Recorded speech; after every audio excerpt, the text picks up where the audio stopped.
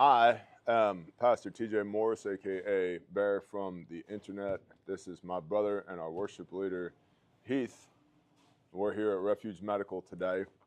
Hello. Unfortunately, we have to talk about this loser head case in Minneapolis. Robin, I have lots of thoughts on this. In no particular order, let's start with regardless of what our particular belief structure might be, the nuance, the context, how we walk out our daily lives. If you confess that Jesus is the Christ, Yeshua is HaMashiach, you are my brother. 100%. And I am yours. Whether we like each other or not, whether we get along or not, whether we have varied, wildly varied belief structures to what that looks like, how we walk our faith out every day. Catholics are our brothers in Christ. And if you're a Catholic and you're watching this right now, you are my brother in Christ. There's some big things here like faith. What does your walk look like? Who do you confess as Messiah? Are you trying to love your neighbor as yourself? Are you trying to love God with everything that you've got? If you can legitimately say yes to that, we're brothers. We don't have to agree on the finer points, but we're brothers. And so this school shooting that occurred in Minneapolis, here we are yet again talking about another school shooting. Yeah. And let alone at a place of worship, a Catholic school. And it fires me up because we have reported on school shootings and houses of worship that have been targeted for years and years and years and years. And every time I hear, I'm sick of it, something's got to happen, what are we going to do? And on the left end of the political spectrum, we hear people saying, we're sick of it. Jen Psaki, Biden's former press secretary, said, your prayers are not enough.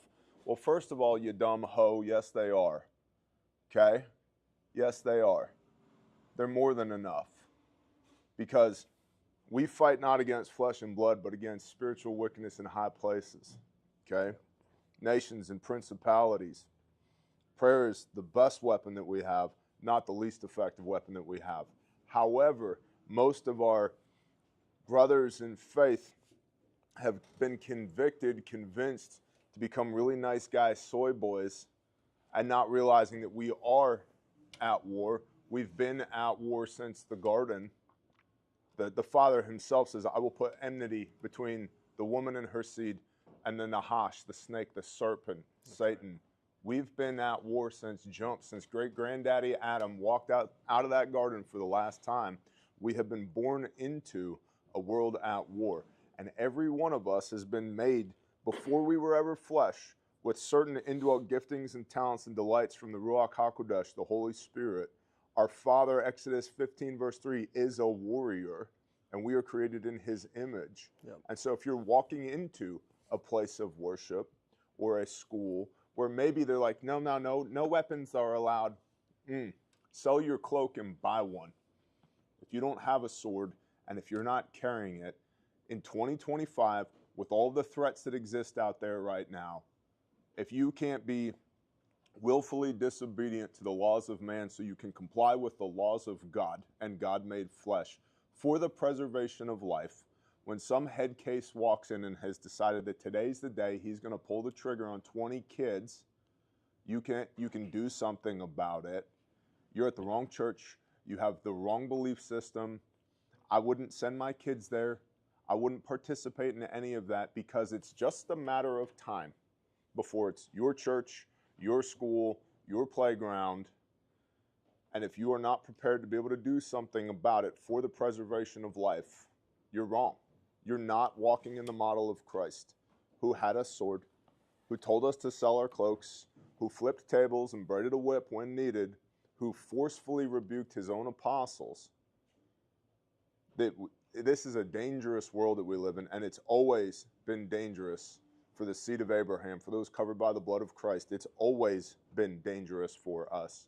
11 of the 12 apostles were murdered. Christ himself was murdered by his own government. Okay, now, no man takes my life from me, I lay it down freely. Yeah, because how do you come against God? Right? Oh, it's only willfully that he would allow himself to be killed for atonement, for remission of sin, remediation of sin. But the servant is not greater than the master. And snitches delivered him up to his own government, who put him on trial, trumped up charges, and hung him upon a stake. Right. So what's our expectation? And if the expectation is if I pray hard enough and put enough money in the plate, I get a Lambo, you're at the wrong church. Okay? Well, the word says, from the days of John the Baptist until now, the kingdom of heaven has suffered violence, and the violent take it by force. Yep. What does that mean to you? Because what it means to me is that, think about the armor of God, right?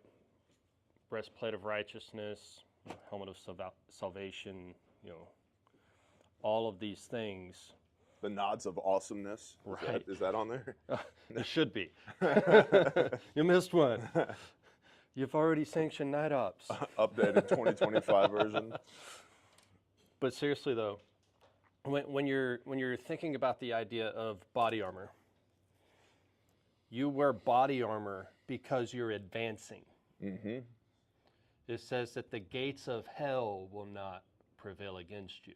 So if we're talking about gates implies that that's a defensive posture, which means hell should be on the defensive while we're on the offensive going against. The only way it will prevail against you is if you give up. If we think about James, right? Faith is something that you do. Yeah. Your belief should be evident by the way that you behave, by your conduct, by how you carry yourself, by the words that come out of your mouth. And so prayer is our first line of defense.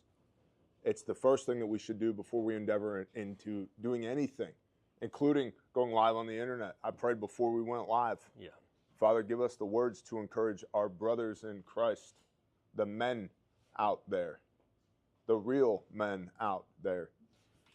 But it doesn't end at prayer. Prayer should spur you to action. We walk with Messiah. Walk is a verb. It's what you do. Yep. It's not what you say. It's not what you talk about. It's not even what you pray about. It's the action that results from those things. Messiah says, behold, it comes swiftly to reward each man according to his works. Oh, that's a works-based theology, Bear. Cool. You take that up with Messiah. He said it, not me. Okay? The fig tree that was cursed because it didn't produce fruit. All right? We're supposed to be doing. We're supposed to be producing an effect on this world, a kingdom effect, if you will. Yeah. And so it's just a matter of time before one of these loonies walks into wherever you are.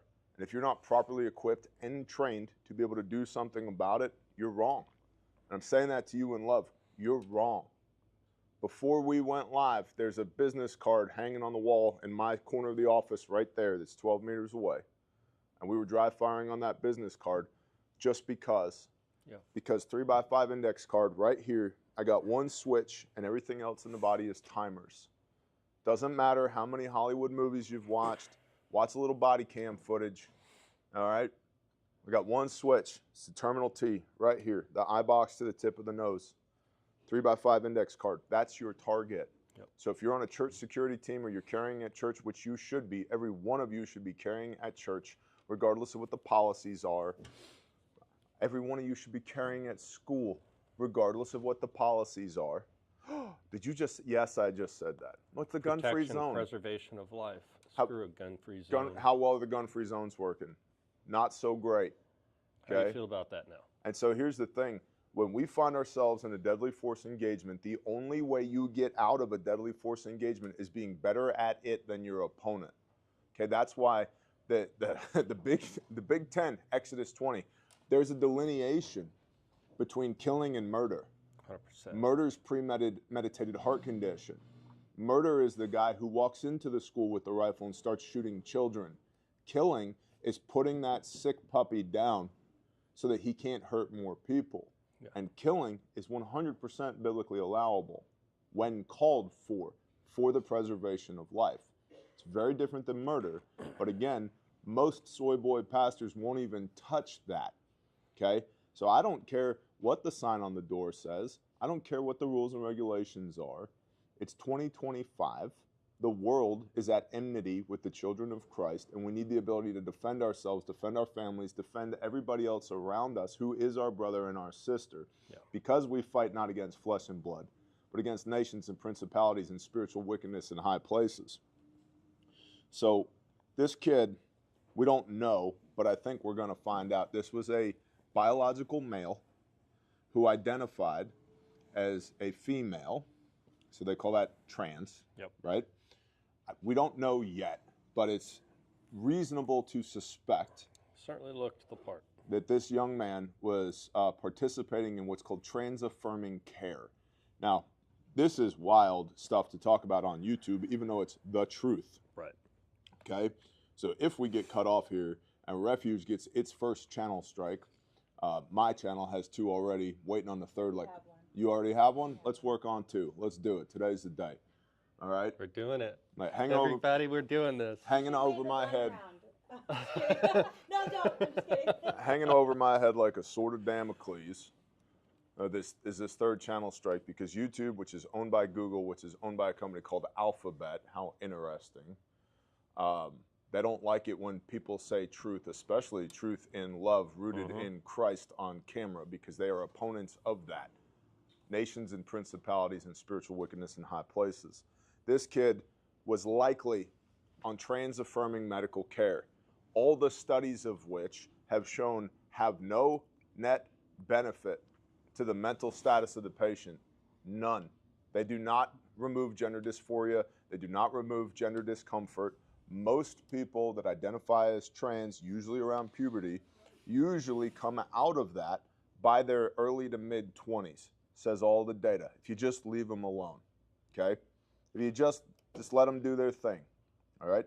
Without medicating, without gender reassignment surgeries, without any of that, if you just let them run their course, 8 to 10 years, they're like, oof, I've made a terrible mistake. I think girls are cool again. I don't want to be one, I want to be with one, okay? Well, this young man likely, and how can I say likely? Because trans-affirming medical care, the medicines that are used, while they have no net benefit whatsoever on the gender dysphoria of the patient, they induce strong hallucinations, strong mood swings. These are like SSRIs, okay? So these people now mentally, emotionally are all over the spectrum. So they go from states of euphoria, super high, love and life, everything's great, to states of extremely deep depression. Now, what do we do if we have somebody like this in our life? Love them, speak truth to them. You can speak truth forcefully with gentleness, right? Which is one of the fruits of the Spirit. Hey, love you, Robin. Okay, dude now identifies as Robin. Love you, bro, but this is not okay. I'm sorry that you're going through this. I'm sorry that you're struggling with this. Let's pray about this together. Let me walk alongside you together. All right, but we as men of Elohim, as men of God, do not conduct ourselves this way. We don't do this. This is not acceptable. And so it's likely, we'll probably learn in the days, weeks ahead, that this kid was on gender-affirming care meds, and that was part of the result. If you look at the stuff that was scribbled all over his weapons, have you seen that? All right, tinfoil time. The stuff that was scribbled all over his weapons, there's pics of it all over X. There's a little bit of it on Instagram. He had words written on, so he had black weapons, looked like a Mossberg Shockwave pistol grip shotgun, and then some variant of the AR-15 with half a dozen magazines. Still in the black, factory finish, that he had taken like a silver Sharpie and written all over. He wrote words to the effect of death to Trump, 6 million was not enough, referring to the Holocaust, and all kinds of other egregious things. Kill Donald Trump, R.I.P. Yep. T.E. He wrote individual students' names on the back of his magazines, on the spine of his magazine. Mom worked there, I think. Yep. That's what I read. Yep. So it's not, this wasn't random. Correct. In terms of where he was trying to go. We're going to get to weak parents here in a minute. He wrote in his journals that while he could kill Trump, or he could kill Jews, for the children on his magazine. Sponsored by BlackRock, Killer Sadist. Yep. So this kid was likely a wind-up toy. Okay? So he was radicalized. How do we know? Gender-affirming care, gender identity disorder, radicalized, wind-up toy, writes this crap all over his gun, writes in his journal that he could have killed Trump, he could have killed Jews, but instead he decided that killing kids brings him the most joy, and quote, I do it to please myself. I do it because I am sick. All right. In his own words, he's sick. Couple of questions. If he's sick, and clearly he is, because you shall know them by their fruits, what do? Yeah. Where were his weak-ass parents on this? Where was his father in this? Where were the other men around him in this? And we all know the answer to that. They weren't there. Or they just patted him on the back. It'll be okay, honey. It's fine. Don't worry about it. We're going to see your therapist next week. Just take your medicine. Yeah. And they allowed this kid to spiral. Why? Probably, A, because it's politically popular right now to have trans kids, at least in certain circles. B, because it's socially acceptable, and some people do this with their children. They make their kids be trans because they want the brownie points that come from it. And then C, what's that?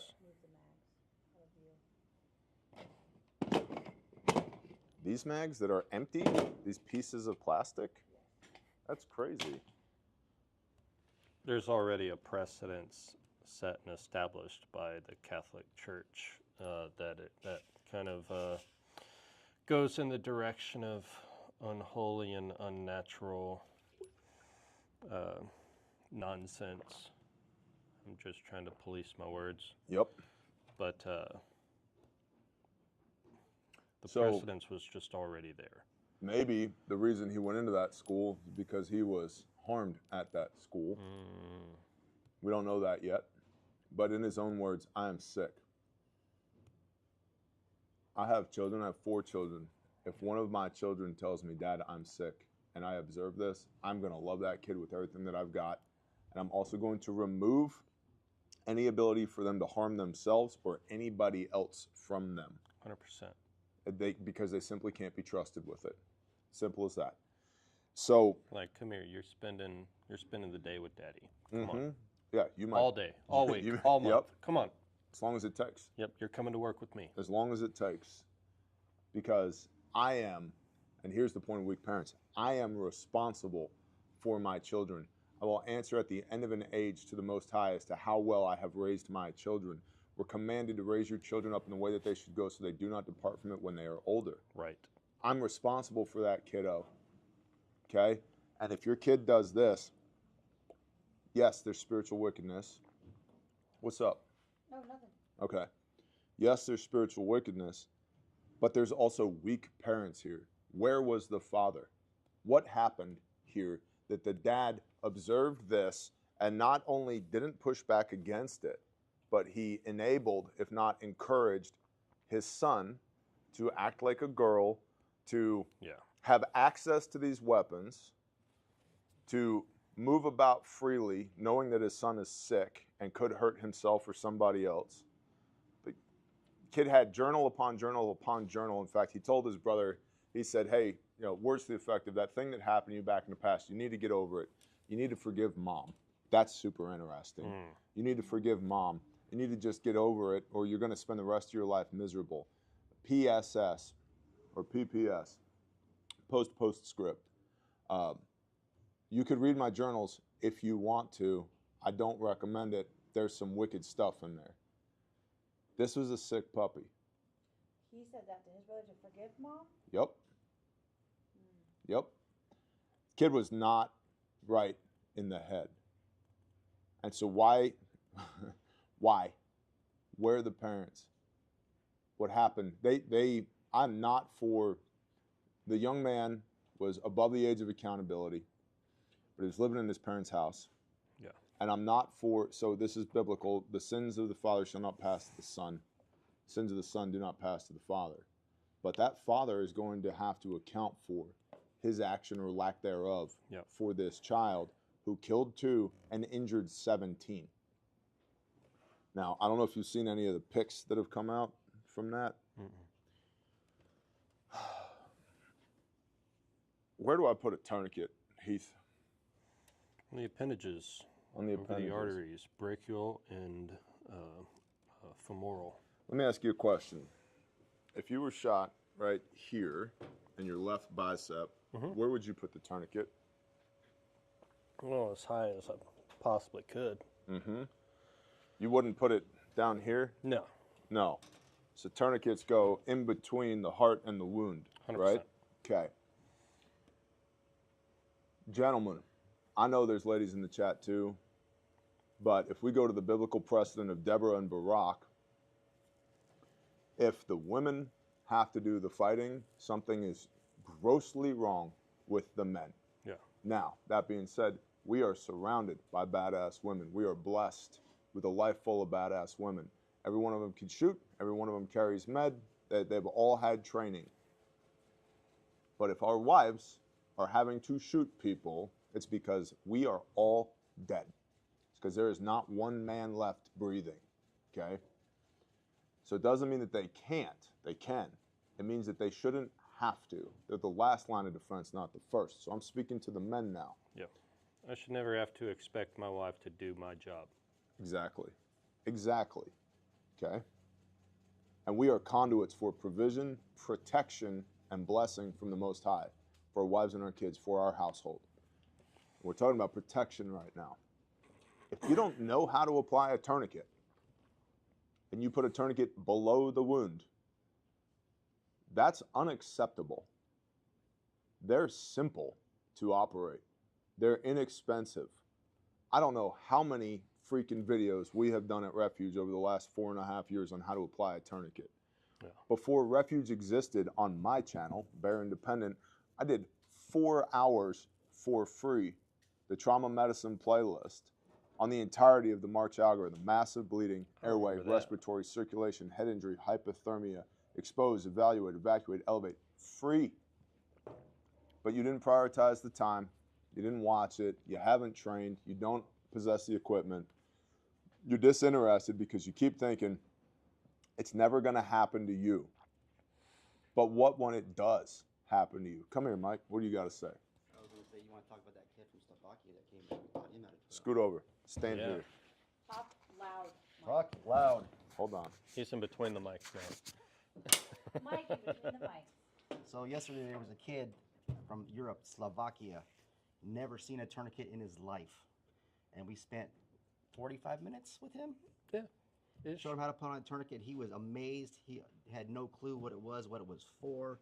So we're still sharing knowledge to someone from Europe who's visiting our country, doing some things. I just thought that was really cool to mention since you were talking about tourniquets. That's why I came over here.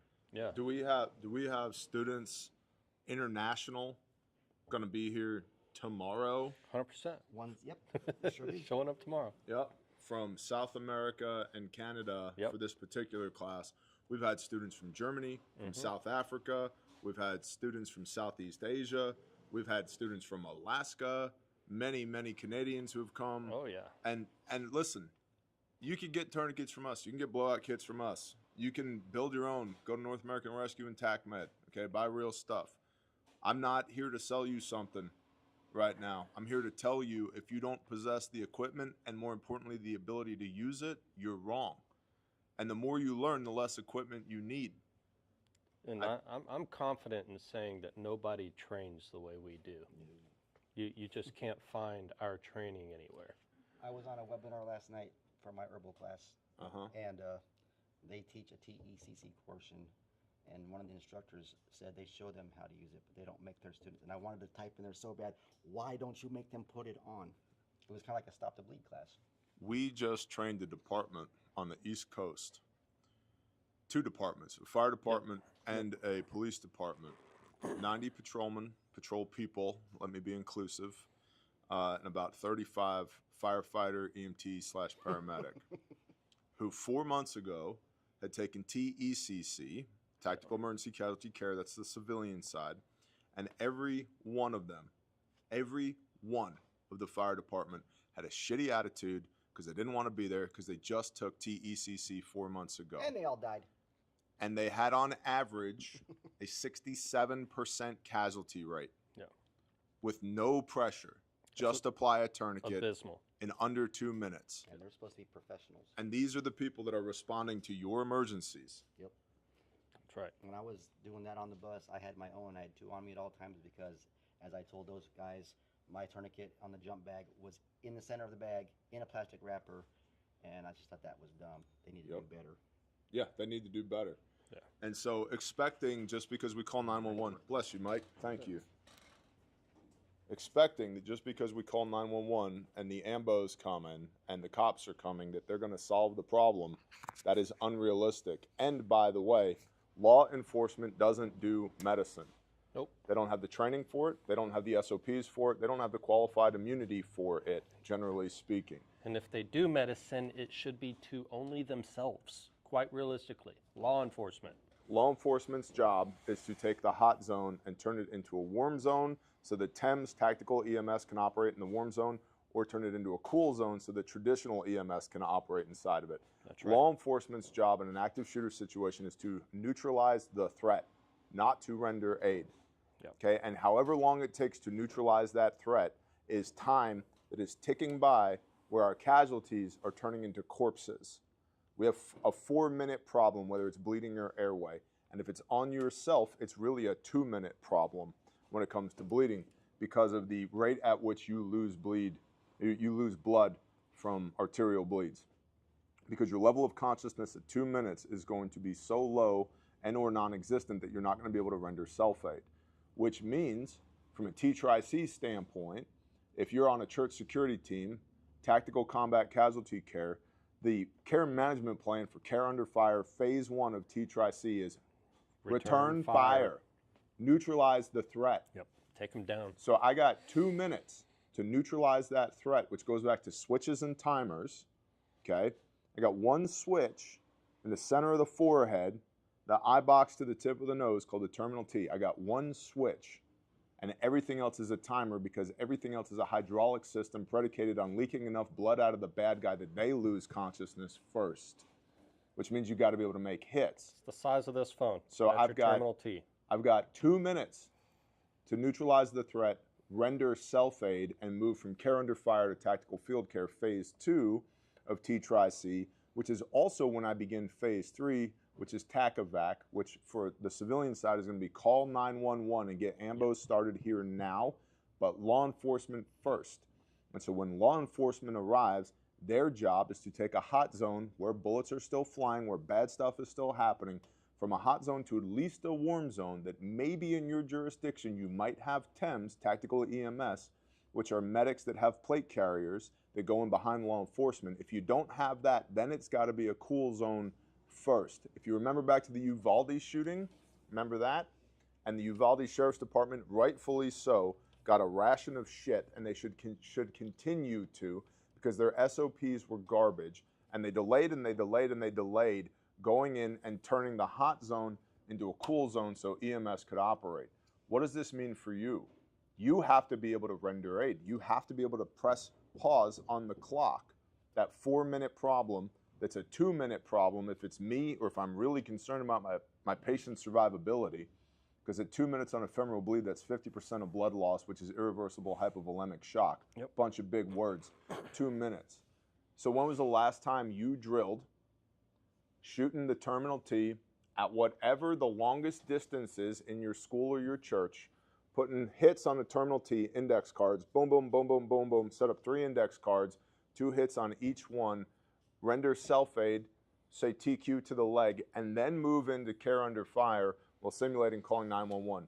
2-minute stopwatch, go. You're going to find it's not near as easy as you think it is. Nope.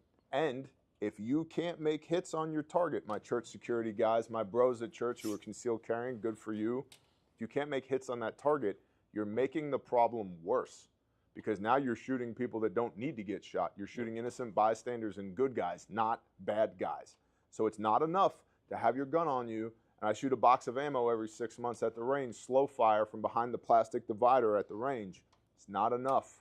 You got to be able to make hits under stress, which goes back to what Heath was talking about. I don't know, and I wish that I did.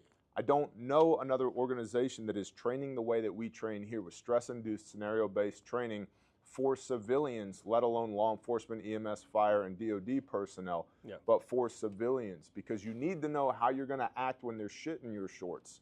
You have to know, you need the automaticity to be able to do the thing, render aid, get off of the X, begin patient care in second phase T-TRI-C while elevating third phase T-TRI-C all at the same time.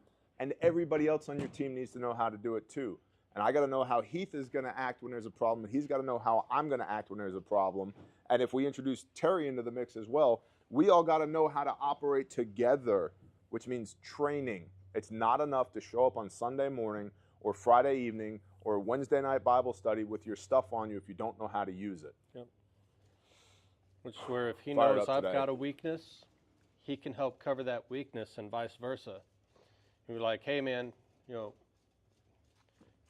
it's high stress situation. Make sure you're breathing. Make sure you're breathing. Right? You know. Well, and commo, 90% of commo is nonverbal. Yeah. See this trained in LEO. They have to give verbal commands to the suspect, but they're giving verbal commands to each other as well. Yeah. No, just look. Use your eyeballs. Move your eyeballs around and scan.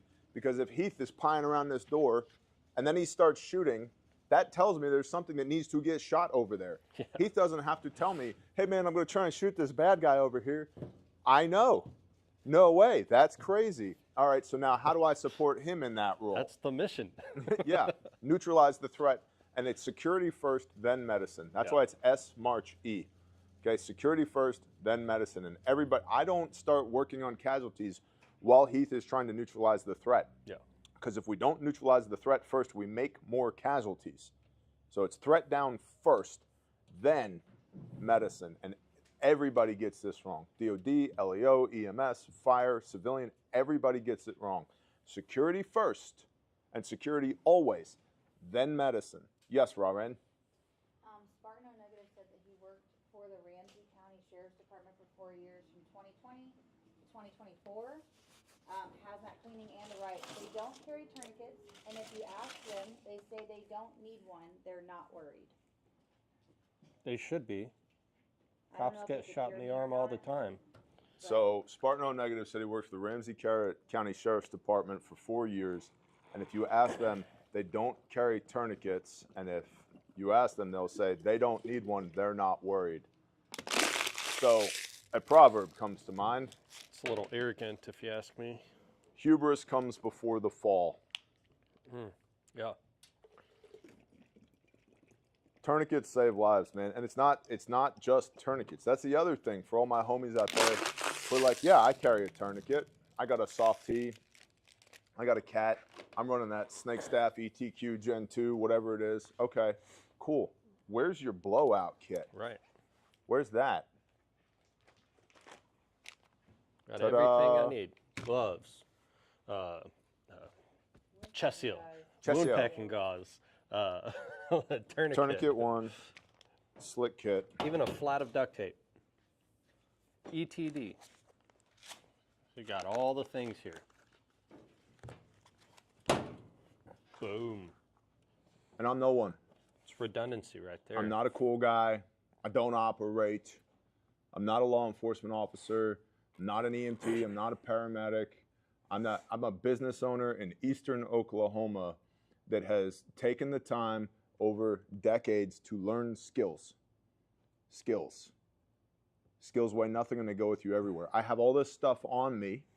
However, I can negate all of this stuff if needed with just my bare hands because I know anatomy and physiology. I know where to press for direct pressure. Now, I don't prefer that. I'd rather have tourniquets. I'd rather have hemostatics and wound packing. I'd rather have a reload and a light and decompression needles. And that's why I carry it, because I will be at 100% of my emergencies. Heath might not be. LEO is not. I could tell you for a fact, is not. I'm going to beat them to my emergency by at least half an hour. So the last time I needed cops here was 2 Mondays ago. If you're watching the Bear Show, you saw it on camera. I had to go. Law enforcement was only 16 minutes late. Okay? They were in the other city. There was not another one Yeah. within range, which was crazy, which was really disheartening for us because we needed them there at that moment. Right now. And then they showed up and they're like, well, we can't do anything if the guy's not here. And I was like, well, I'll go get him. I got cuffs on my plate carrier and I'll bring him back here. Bring them right back. Well, it turns out that's called kidnapping in the United States of America if you don't have a badge. But Who'd have thought? my point is, what's that line from Taken? I've spent a lifetime accumulating skills. A certain set of skills. Yep. That should be you too. That's me. That's Heath. That's Mike. That's Philip. That's Stryker. That's Ed. That's us. Roaring. So Everyday ERT made a good point, and this kind of goes along a little bit with what Mike was saying. He said what's refreshing about Refuge is they aren't burnt out EMS teachers. He said most of his instructors and EMS colleagues go into teaching after burning out. Yep. So they're just at that point now where it's like, it's not important. No. You need to carry a gun, and you need to carry med on you. Okay? If you have a way to make holes, you need a way to plug holes. So it's all a game of holes. You have precisely the right number of holes in you right now, given to you by the creator of the universe. If I add some or take some away, you will die. That's how physiology works. Okay? It's simple as that. Plus you will be. Everything from the front of your face to in between your butt cheeks, any of those holes, you take them away and you will die. How quickly? Depends, but you will die. Every hole that you have is necessary. Yes, and you don't need any more of them unless you have a closed tension pneumothorax or you need a surgery or something like that. Right. But that's a different conversation. Here's my point. We have armor to stop holes. We have weapons to make holes. What are you carrying to plug holes? Mm-hmm. The answer for most people is nothing. Yep. Nothing. And then maybe they begin to have mental assent to the idea of trauma medicine. I'll carry a tourniquet. Okay, good. I'm glad you're carrying a tourniquet. What's next? Why don't you have a blowout kit on you? And really what we need in those first 4 minutes is SMAR. We need security. We need massive hemorrhage control, which in our extremities we accomplish with tourniquets. And in our junctional areas we accomplish with wound packing, be that regular old compressed gauze or hemostatics and a pressure bandage. We need an airway, clear holes from your maxillofacial region, your nose and your mouth to the top of your lungs. And we need respiratory. We need reliable inflation and deflation of the lungs, which means if we have any holes in the pleural space, we've got to cover those holes up so we can restore vacuum to the pleural space, which operates in a vacuum. As your diaphragm pulls down, your lungs expand. As your diaphragm pushes up, your lungs collapse and expel CO2. I got to have that. That's my first 4 minutes. And most people don't have that. Or if they do, it's in the truck. Or I've consulted with churches. Do you guys have blowout kits? Yeah, we have them. Cool, let me see them. Well, they're on the 3rd floor in the EHS office, Environmental Health and Safety office, behind a locked door in a locked cabinet. All right, go. Give me a kit right now. Wait, what do you, go. 15 minutes later. 42 minutes later, because they couldn't find the person who had the key to the door because it was their day off. Had to get a janitor to unlock the door. 42 minutes later.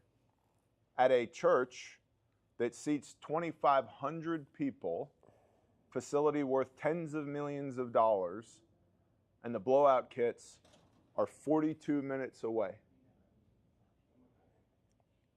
So you got to be better than that.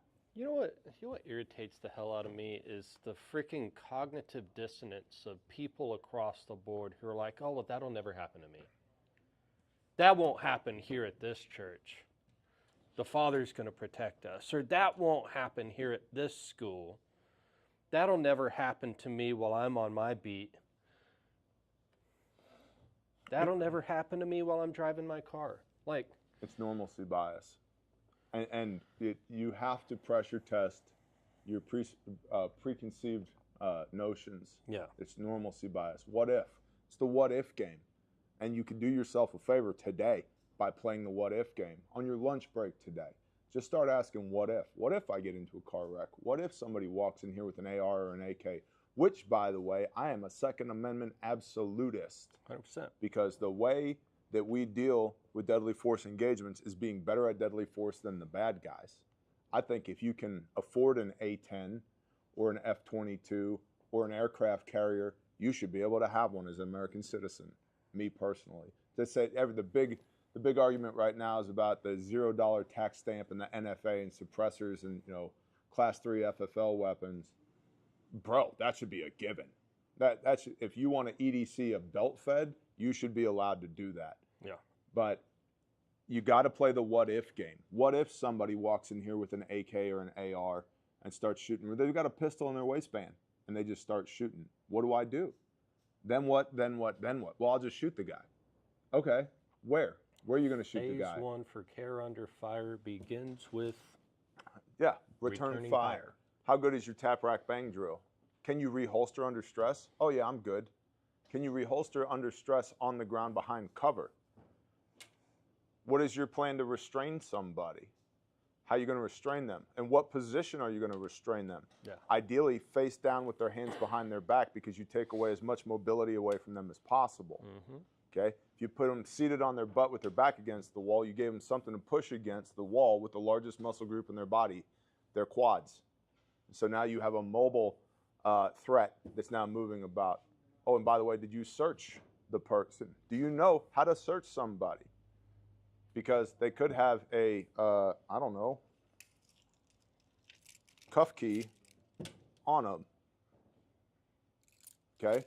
So what are you going to do? What if, what if, what if, what if, what if? And go down that rabbit hole. Spend your lunch break today going down that rabbit hole, and you'll realize, yeah, we have blowout kits. They're 42 minutes away behind 2 locked doors. So you don't have them. If you can't lay your hands on it right now, you don't have it because you will be at 100% of your emergencies and you have a 4-minute problem. Max 4 minutes. And when I say 4 minutes, patient survivability goes down with every tick of that second hand. If I solve this problem in a minute, patient survivability is good. Yep. If I solve it in 4 minutes, we're probably buying flowers for a funeral, if I'm being honest. Well, I got a tourniquet on him. I was able to pack the wound. I got a chest seal on him. Yeah, 4 minutes. At 4 minutes. The real benchmark is 2 minutes. TQ application, self-aid to the arms, 15 seconds. Self-aid to the leg is 30 seconds.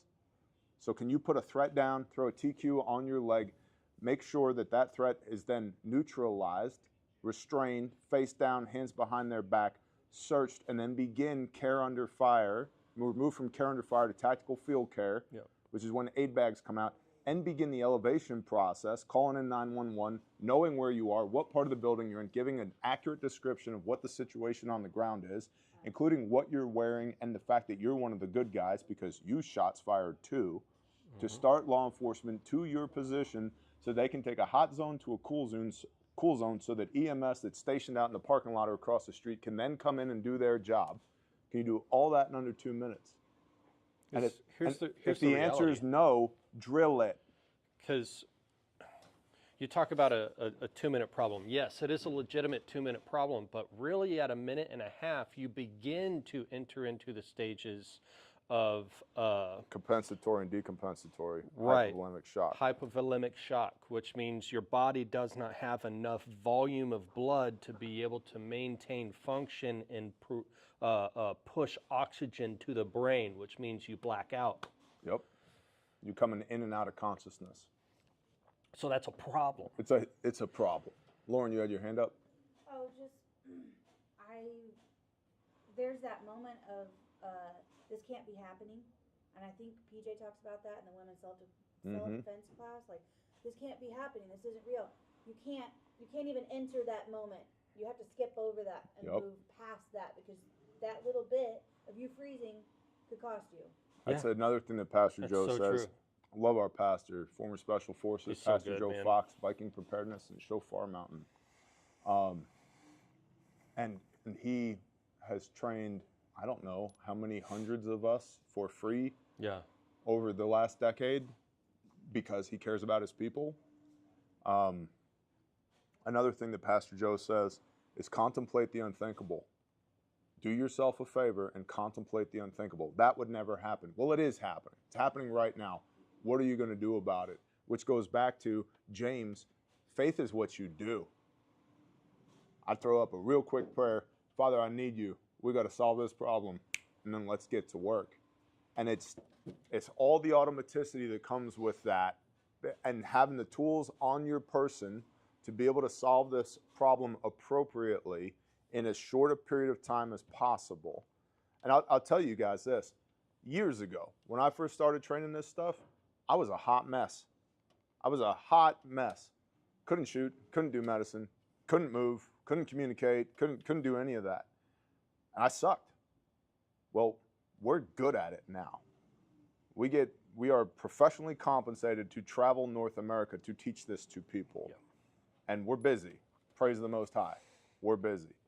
Every day, I'm sending out more quotes for private training classes, including to churches, on how to do this stuff. Because it's not just about me. When we bring a cadre, we bring a cadre. Yeah. I mean, Wilderness is coming up here. We're prepping for Wilderness today and tomorrow. And then Sunday morning, we step off. And we have 6 instructors coming, Yep. not 1. All right, so when we bring a cadre, we bring a cadre. And so if you suck right now, good, welcome to the club. Okay, we all suck. We all have room for improvement. But here's the key difference. I realize that the more I suck, the higher the mortality rate for my people goes. Yep. And the better I get, the lower that mortality rate gets. And that's on me. I am biblically responsible for my brother and my sister, for my wife, for my children. That's part of my job as a man of Elohim, as a son of God, right? In this kingdom of the Most High, that is part of my job. It's a key part of my job. I am a conduit for provision, protection, and blessing. Yeah. Right? And just because the Father says, no weapon formed against you shall prosper, that doesn't mean the weapons aren't going to form. Yep. It doesn't mean that you don't need to know how to deal with those weapons when they're formed against you. That's right. So you need to train your church security team. Roran? We have Lisa here. She is grandma. She's moving back to Michigan to be around her family, and she's wanting to figure out where she should start, I'm assuming with medical and other training. And I was thinking the remote responder because it's really our intro, like, So I learning. would do remote responder today. Lisa from Michigan moving Lisa moving to Michigan to be around her family or grandkids, all of that.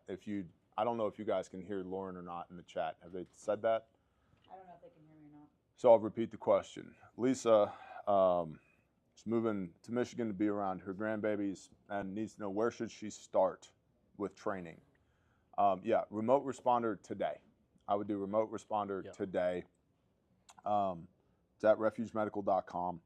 And then what I would do is we have a 2-day essential responder class for civilians. The last 2 civilian dates we have this year are essential responder, which is a 2-day class for civilian, which is the entirety of the SMART-G algorithm, lecture and practical application, then a full day of scenario-based training, motor vehicle accidents, force on force, mass casualty, triage, etc.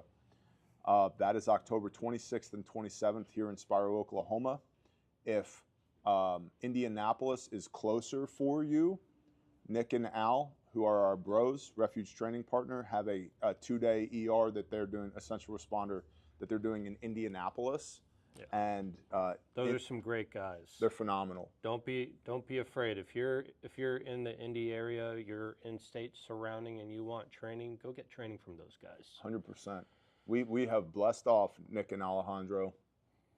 They've come to train the trainer. They've come to a half a dozen different classes with us. Radio operator. They had a training organization before they came here, and they wanted to bolt on tactical medicine to their training organization. Yep. So they've been learning from us for a year and a half, couple of years. Yep.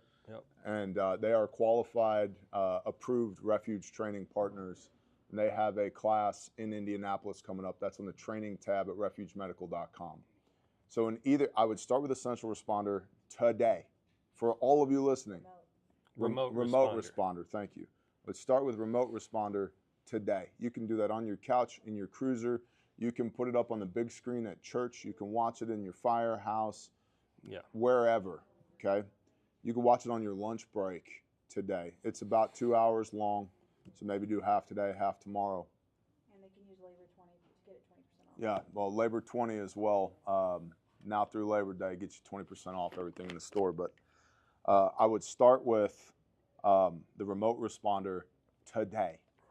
And then I would come to class, whether that's in Indianapolis with Nick and Al, or it's here in Spiro, Oklahoma with me and Heath and Mike and Fripp and David.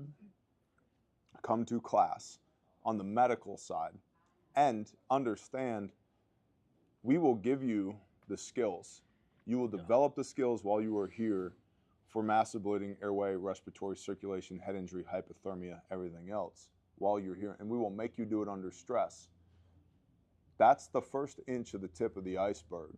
And there are more and deeper curriculums that we have as well. But everybody should start there. Yeah. We need to know how to do that stuff, how to solve these 4-minute problems that we have.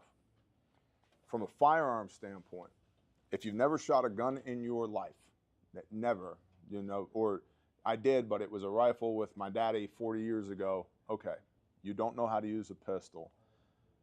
The first thing I would do is whatever your state's protocol is for concealed carry, I would do that. Yep. I would go into the gun store and literally just pick up guns until you find one that fits your hands, okay? And everybody argues ballistics on handguns. Is it 9mm? Is it 40? Is it 45? What about 380? What do you think about 10mm? I think they all suck. And I'm carrying a 9mm right now. Compared to a rifle, man, I want the rifle all day. Because I've got maybe 500 foot-pounds of energy out of a pistol. Yep. Maybe. And I'm carrying 147 grain jacketed hollow points and 9mm, and I love them. Which isn't a slouch. No, they're plus P. They're phenomenal rounds. Yep. FreedomMunitions.com. Big fan. Okay, with the XDEF bullets in them. How do I know? We do live flesh training. Okay, I've shot a lot of animals with this exact round. I know what it does to flesh. How could you do that? They're mine and I eat them, so get over it. Okay, but I got maybe 500 foot-pounds of energy, maybe, on a pistol. I've got 2,000 on a 5.56 AR. I've got 4,000 on a 7.62 platform. Yep. Okay, and on up from there. 9mm or double-aught buckshot. Same as getting shot with a 9mm 9 times per round. Okay, so if I've got 6 rounds of buckshot in my shotgun, that's 54 rounds of 9mm in about 2.5 seconds. Yeah. Okay, but I would begin with pistol, knowing that the reason we have a pistol is to fight our way to the rifle that we should have never set down in the first place. But it's really unpopular in today's day and age, although I'd love to see it make a comeback for people to be walking around with assault rifles on their backs. Big fan of that. So find a concealed carry program in whatever state that you're in. Sign up for that. Go to the gun store. Pick up every gun until you find one that fits your hands. Because if it fits your hands, you'll be able to shoot it. I don't care if it's a Glock variant or Smith & Wesson M&P 2.0 or Smith's got a bunch of the little Smith & Wesson EZ 380s and 9mm. Yep. Ruger, Beretta, I don't care. I don't care what it is. Find one that fits your hands and that you have natural sight alignment with. When you bring it up to your eye, the sights are just there. Yep. You're not having to do one of these, okay? That when you present the weapon, you front sight, click, front sight, click, front sight, click. It's just there, okay? That one. That's the one, whatever it is. Anywhere between 380 and 10mm, don't care. Just get one. Then get your CHL, Concealed Handgun License, which is a joke when it comes to shooting ability, okay? Yeah. I hear all the time from people, it's like, oh, I got my CHL, I'm good to go. You shot a movie poster-sized target between 3 and 7 yards that wasn't moving, and you weren't under stress, and it was here in Oklahoma, it's a total of 50 rounds. Yep. When I took it with some of my guys, it was cool. The guy that we took it from was a former SWAT cop. He'd been a SWAT cop for like 20 plus years. And so we go through the first magazine of ammunition. He goes, oh, you guys can shoot. He goes, all right, let's just bang the rest of this out. And it's supposed to be like a 35, 40-minute course of fire. We did it in 5 minutes.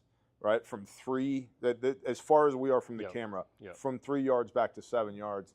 And then one of our guys is like, is it cool if we just shoot? Like, we brought extra ammo. He goes, heck yeah, let's shoot. And so we shot for another 2 hours on his range with our handguns all the way back to the 50, hitting targets, moving, covering fire, the whole nine. So just because you have a CHL doesn't mean you can shoot. No. So then I would find a Pistol 1 class.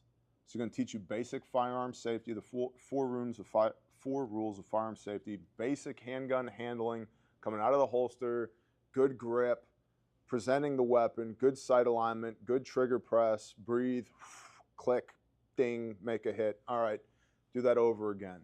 And you're going to do, depending on the class, 350 to 500 rounds of that. Boom, click. Then I would find a Pistol 2. Because with Pistol 2, now we're getting to where we're beginning to fight with the weapon. Not just shoot the weapon. There's a difference between being able to shoot the weapon and being able to fight with it. Yep.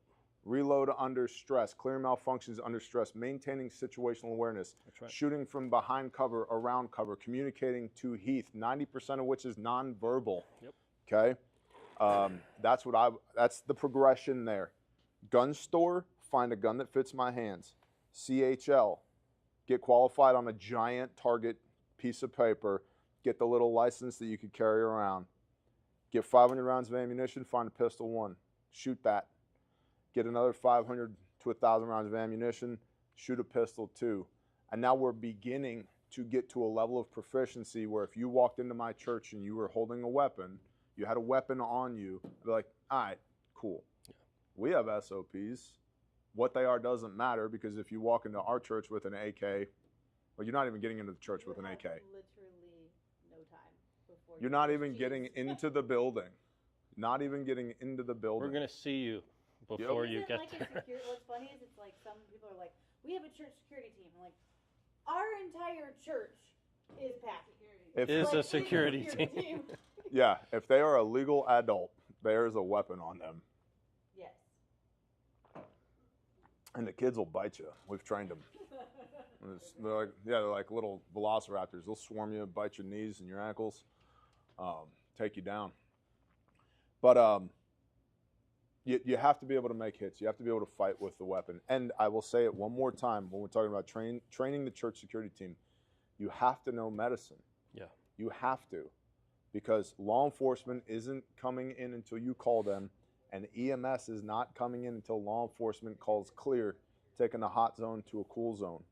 It's not happening. And in the meanwhile, people are bleeding out. Mm-hmm. People can't breathe. People are dying. And your kits need to be on you at the point of injury, not 42 minutes away behind a locked door.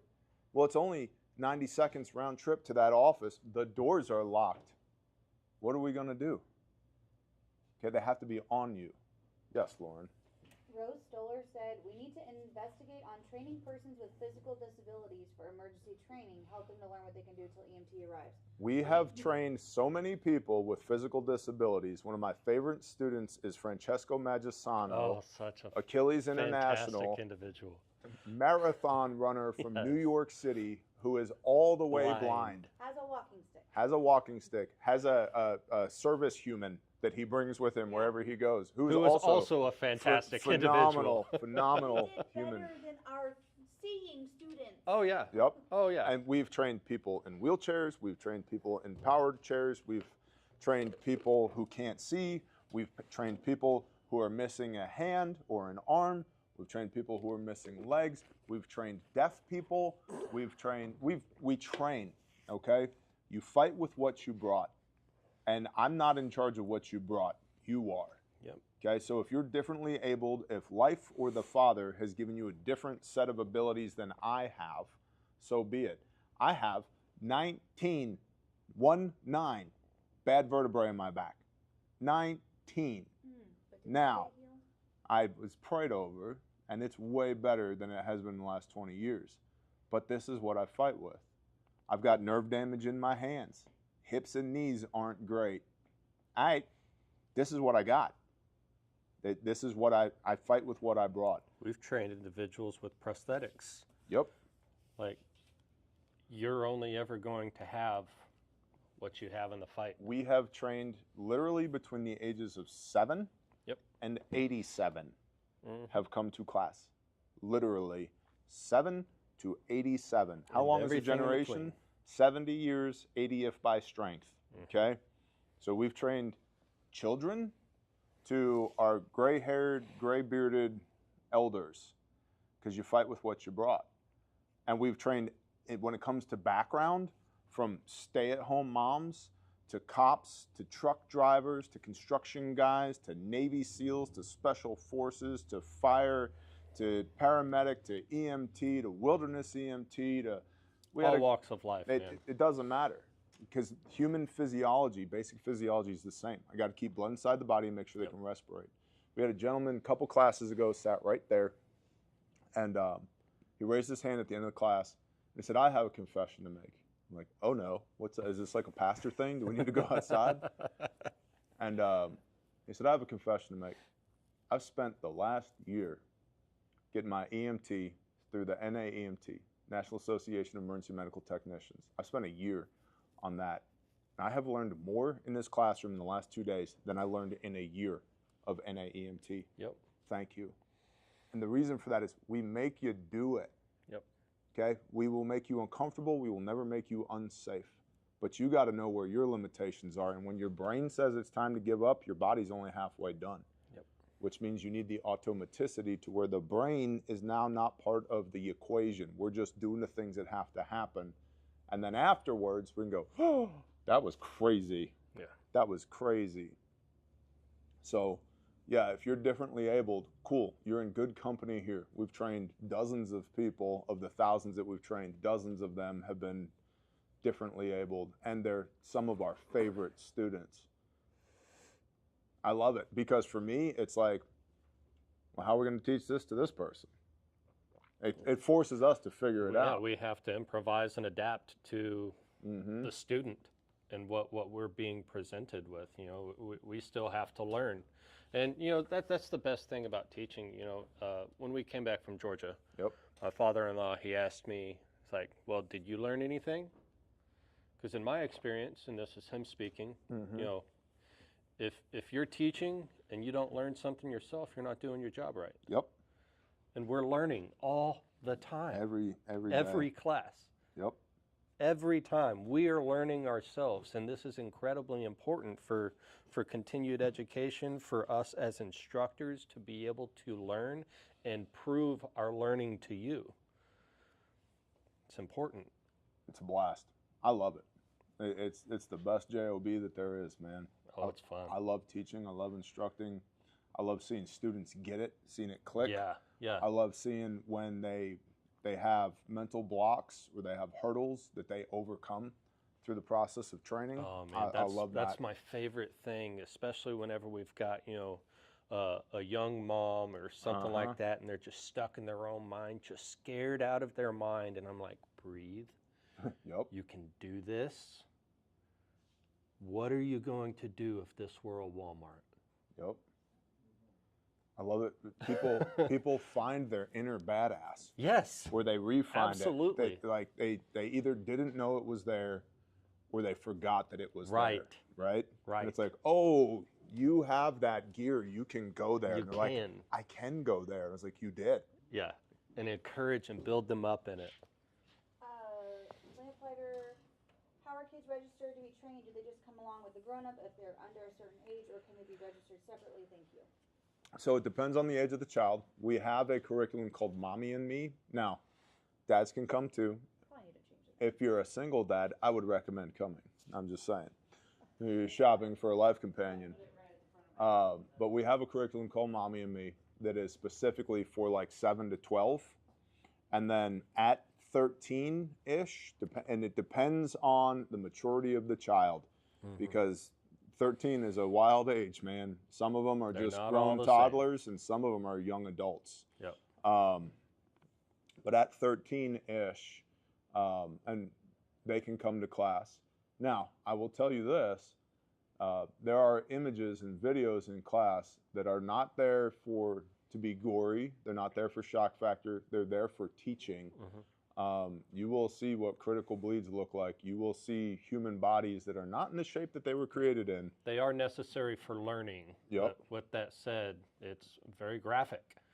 So I find a lot with homeschooled kids Yep. tend to be more mature. If I'm just being honest, they tend to be a little bit more advanced when they come to class. So if that's you, if you want to bring your homeschool kid to class, at 13 and above, depending on the individual child, right? Call the store, have a conversation with us. At 13 and above, if we have a public civilian class, they can come. From 7 to 12, we do a special curriculum just for them. It's called Mommy and Me. And it's predominantly bleeding control, airway management, and respiratory. And then how to call 911. What does that look like? How to position your parent in the recovery position. So we have airway management there. Yeah, I talked about calling 911. How to remain calm under stress. A little bit of stress inoculation to like, this is what blood looks like. And adults need that too, because blood is about 10% of the human population has an aversion to blood. Yeah. They will puke, they'll look away, they'll pass out. The body will just go, nope, and figure out how to turn itself off. Right. You got to know that about you too. Right? If you didn't know that you had that, I would much rather find out in training so that we can overcome that than find out in the real world. So, but to answer the question, if you have a teenager and up, call the store.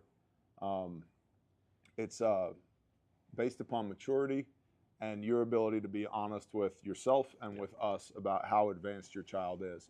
If it's 7 to 12, we have a separate curriculum for that, which we should probably find a date on the calendar to add one of those. Probably spring. Probably spring 26, yep. We'll make a note of that. We got anything else? We'll put a bow on this thing. I think we can put a bow on it. Oh yeah, we have 3 things to give away. Okay. Well, stand by. Mama Bear's coming. Here's the bow. You come here.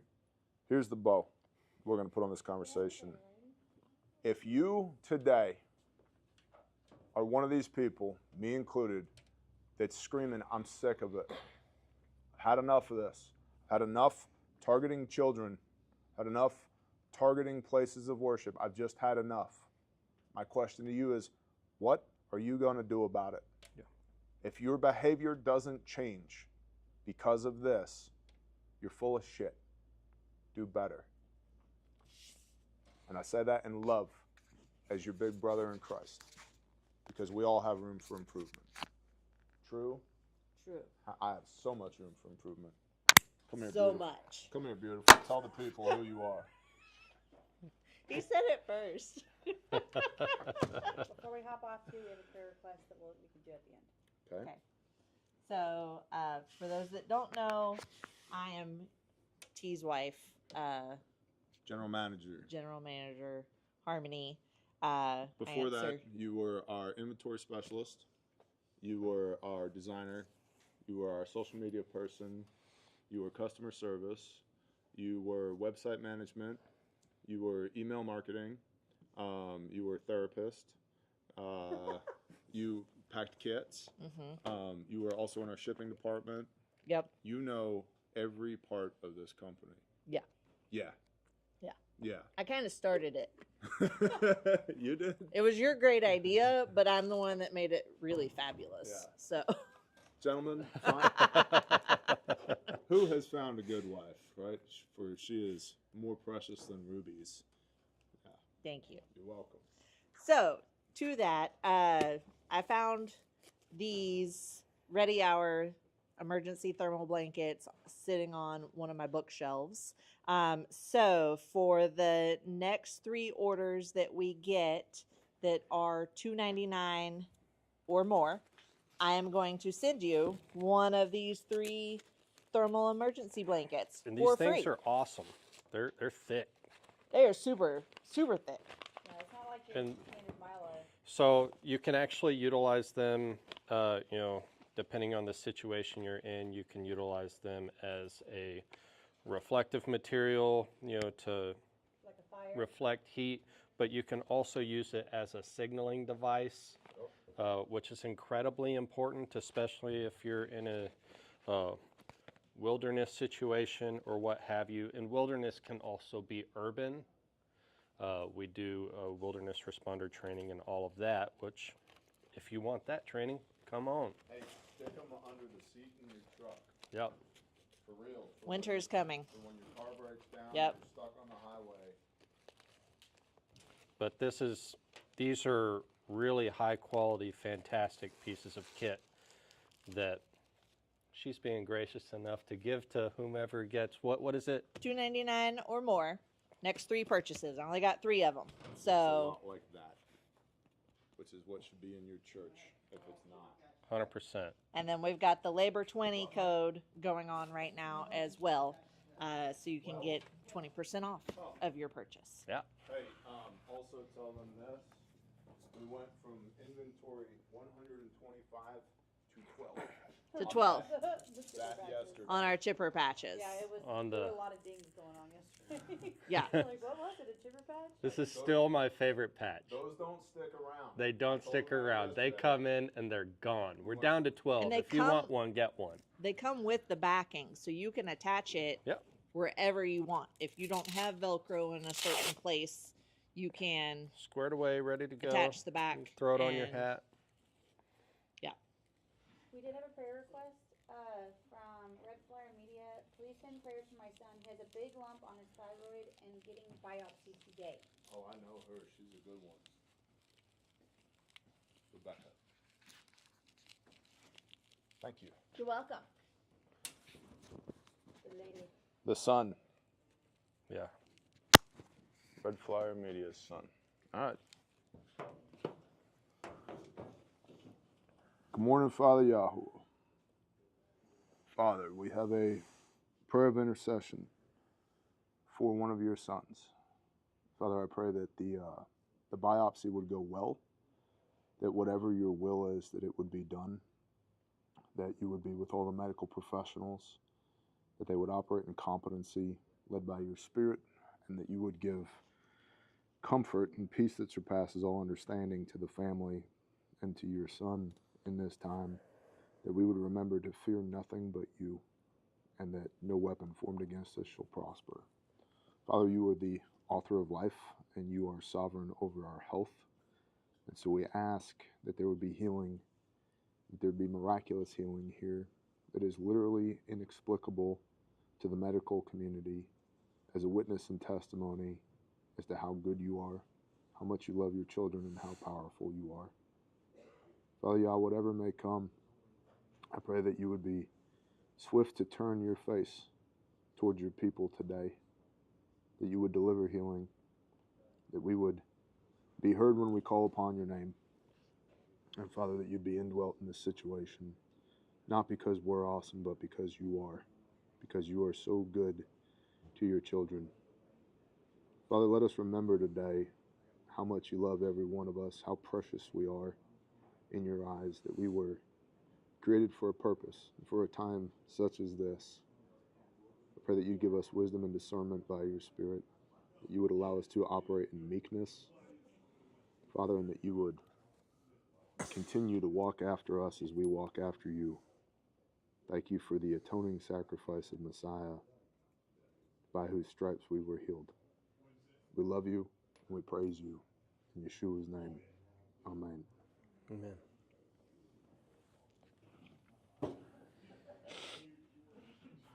Go do the things. Go be the light. Do not tolerate evil. Do not tolerate evil. We're not given to a spirit of fear. We are supposed to be bold. Have I not commanded you only be strong and courageous? Remember that today, men. Yep. Because the world would like nothing more than to see your head on a spike. Nope. Not on my watch. Share the show with somebody you love. That's how it grows. If you need anything from us, if we can serve you in any way, refugemedical.com. Shoot us an email. Call the store. The number's right there on the contact page. Talk to one of us on the phone. No phone tree. No, for Espanol, o prima dos. There's none of that. or use the chat on the website. It goes to a real person. It's not AI. It's not a robot. It's a real person on the other end of the phone, always, because unlike every other private equity-enabled, profit-driven pre-hospital trauma medicine company out there, we care. My goal is to get you home again at the end of the day. Our mission statement is right up there on that wall: to save lives while in service to the Father's kingdom and experience the abundance of His provision and blessing. And if we can help you with that in any way, we're an asset for you. Don't hesitate to reach out. Y'all be safe out there, and we'll see you when we see you. Shalom.